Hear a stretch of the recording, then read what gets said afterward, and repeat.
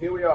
We're back with George, and today we're going to be talking about immune systems and how to help yourself with the flu and virus season coming up. It's going to be winter soon, right? Yep. We see the cool mornings, warm afternoons, and cool evenings.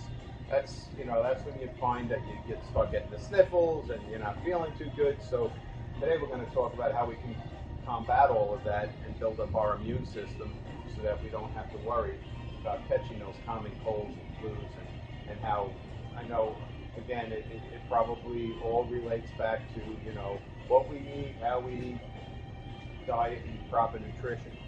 So what do we have today for the That's immune correct, system? Matt. All right, for a healthy immune system, we all know how important diet is, and having a strong emphasis on healthy whole foods and organic raw fruits and vegetables. Very important, and it's going to kind of lead into our first topic today on our first area of business to take care of our immune system is our digestive tract. Okay. It's 30 feet long, and there's lots of stuff going on down there. We have lots of good and bad bacteria and neutral bacteria. So we love supporting our customers with a good probiotic to begin with. Okay. What to look for in a good probiotic strain is generally we look for them to be hypoallergenic, free of dairy and corn and soy, and we like them to have a lot of diversity in the strains. So the more diverse a product is, the more robust our gut can become, and we want people to understand our good bacteria in the gut is a communication center. Okay. All right, these bacteria are very important. It's a communication network that communicates with our brain, our mental clarity, focus, and it also communicates with our immune system and how our bodies recognize old invaders from when we were kids, new invaders that are coming into our environment every day. So a well-diversified probiotic would be the number one supplement to look to add, and I always like to see potencies, usually typically around 50 or 60 billion colony-forming units. Okay. Probiotics are kind of measured in these terms that are a little bit different than milligrams and whatnot, but diversity of the strains, 50 to 60 different strains, and we usually look for formulas that have about 50% attention for the small intestine, 50% for the large intestine inbound. So we have opportunities to absorb our nutrients from our food better and eliminate waste correctly from the body. Okay. All That right. makes sense. So probiotics, number one area to target. Right, and we spoke a little bit about that the last episode with the gut health and all of that. Oh yeah. No matter what health issue we're dealing with, we got to maximize nutrient uptake and waste removal. You're going to have a chance to get better faster. Absolutely. Yep. Or maybe not get sick. Or at not all, get right? sick. The goal is not to get sick. Right, Yes. absolutely. Prevention. Yes. They tell you preventive medicine, it's even, maintenance on your car or whatever it might be. You got to think of your body as a machine, and you have to do the preventive maintenance. And then, let's face it, your car might get a flat tire or something. So what do? You go to the spare, you put the spare on, and maybe you go buy a new tire. But Right. you can always add another supplement and help yourself, and that's what you want to do. Good maintenance. Yes. We want to kind of understand the principles of how we can age in a healthier manner, and maybe not have to have so many health hurdles coming at us that may have been completely preventable. Right. So what's the next stage then? We want the probiotics for the gut. Probiotics for the gut, and then I like using formulas that help our liver out. Okay. Our liver is so important for a good immune system. The thing to realize about the liver is it basically has two highways. One highway sends toxins and pathogens downstream. Downstream meaning the large intestine for removal. With a healthy bowel movement, toxins and pathogens can exit. But there's another highway that the liver also uses, and it's sending clean blood to the heart. Many folks are unaware that the heart gets its first draw of blood from the liver. So cleaning up the blood from infections that might be present in the liver and toxins from our environment is very important to help the heart run better and send clean blood out to our working muscles and organs so we have better energy during the day. And herbs like milk thistle and dandelion and turmeric spice, and are wonderful combinations that are used in our liver formulas. And these are herbs that give our liver the energy to get toxins and pathogens downstream and clean blood up to the heart. Oh, okay. So I guess that's why they tell you, with a lot of prescription drugs and stuff like that. Oh, we look at a lot of over-counter pain medicine. Yeah, Yes, it can be stressful on the liver, and our goal is to clean the liver up. I mean, the aging process in general can be rough on the liver, and we know, alcohol consumption and processed foods. These all create what's called a fatty liver.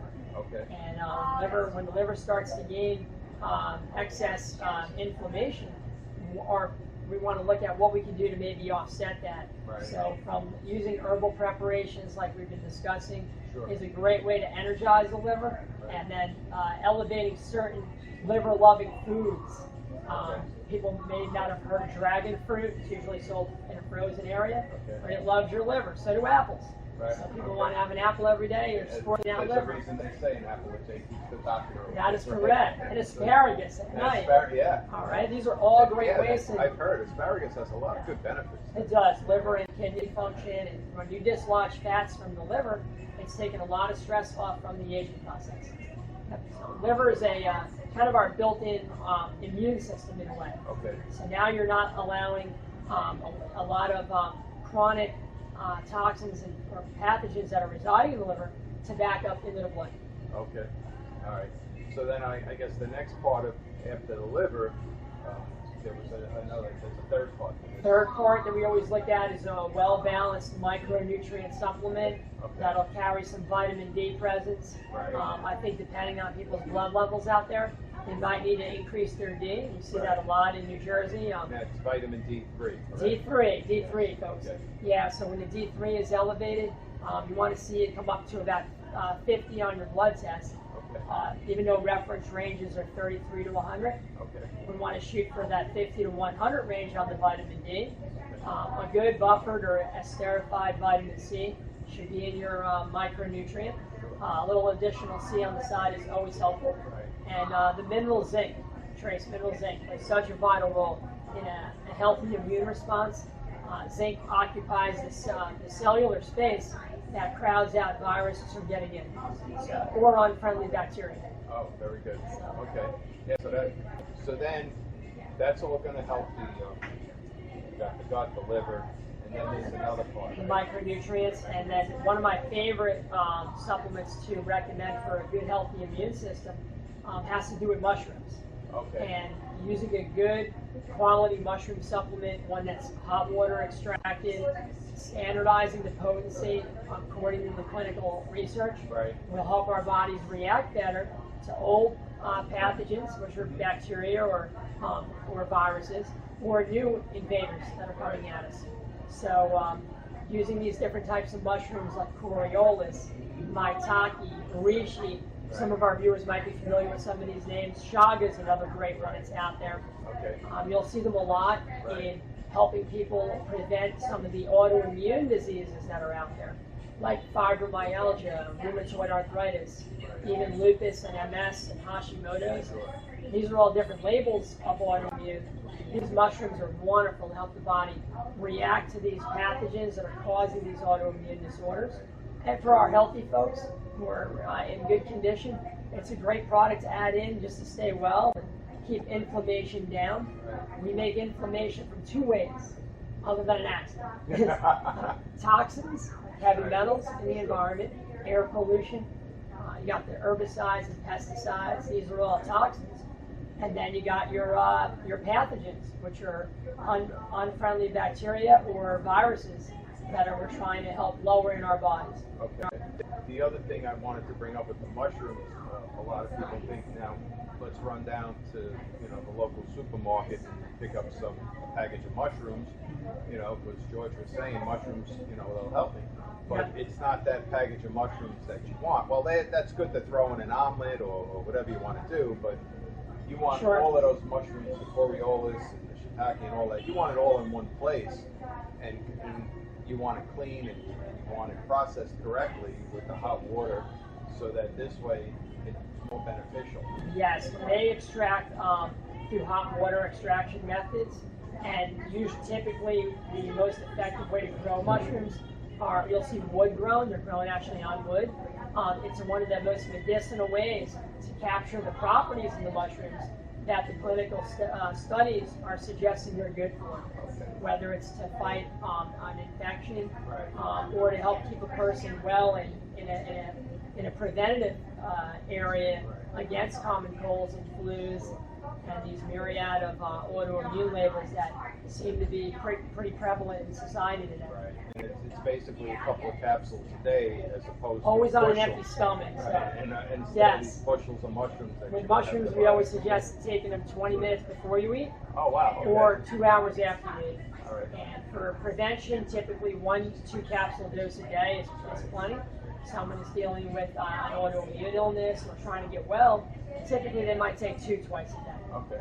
20 minutes before breakfast and dinner usually works out pretty good. Right. And I guess the next portion that we need to speak about is the thyroid. The thyroid gland, yeah. The thyroid gland is what regulates primarily our everyday energy level. It influences our mood in a very big way. Okay. And a prerequisite to a healthy thyroid is our liver.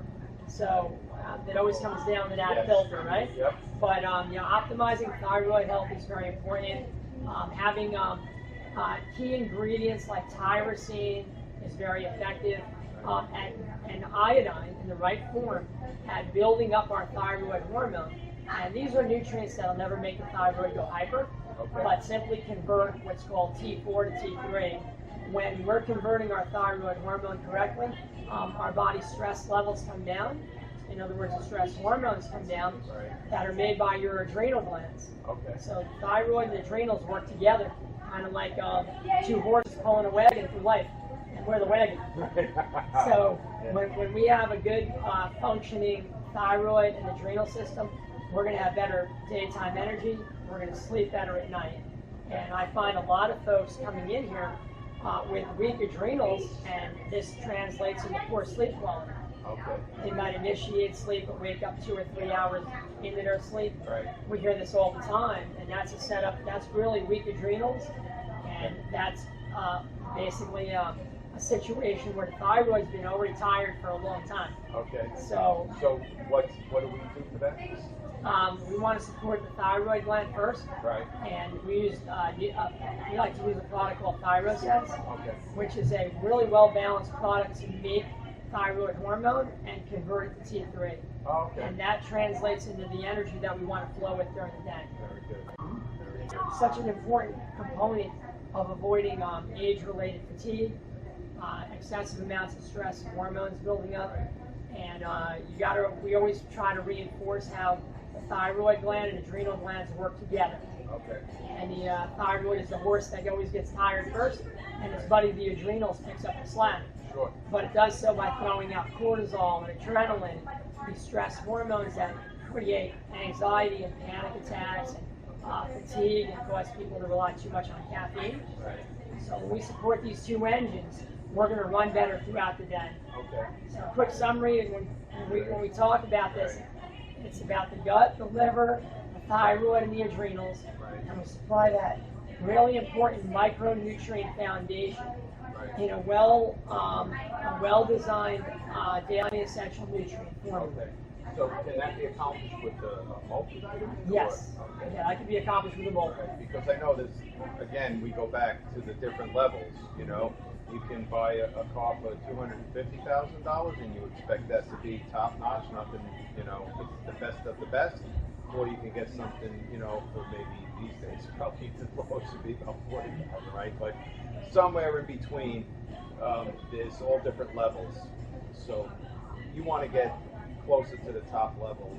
You want to get the best multivitamin that you can get, so that this way you want it clean and you want to know that everything that's in there is going to be beneficial to And the body. yeah, and like we said, Matt, the nutrients come in different forms. Right. So we want to have it in its most updated form.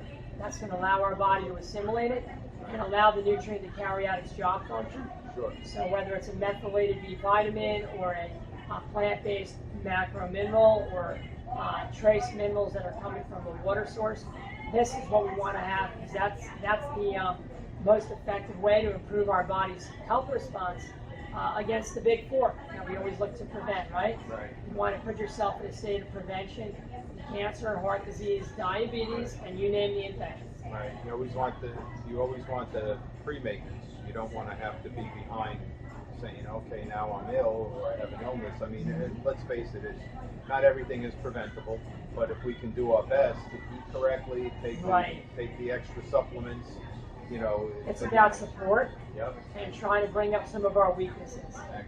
And then when folks have more specific health concerns, we can really personalize the program based around blood work and also time of life stuff that they might be going through, and make it a little bit more personal for them. But I think for all of us who are in the aging process together, gut, liver, thyroid, and adrenal support is very important areas to kind of zone in on to have a really good daily experience every day. You don't have to worry about remembering all of this. You just got to come up here, because I don't remember any of it. As soon as I walk out that door, we got you covered. So I come back, I have a question, always answered, top-notch information, and I think we covered everything, right? I think we covered pretty much everything we wanted to target today for overall immune health. That's great. So next time, what do you think we'll speak about next time? I thought we might talk about how to prevent muscle loss through the aging process. Oh, Maintaining our skeletal muscle, right. Very important. Want people to understand ways to maybe make their daily chores a lot easier. Whether it's carrying your groceries or enjoying a workout program. Right, yeah. And the workout program doesn't, you don't have to be Charles Atlas. No. You want to keep some muscle mass on you. That's perfect. Yep, that'd be a great one. Thank you, Matt. And a lot of fun.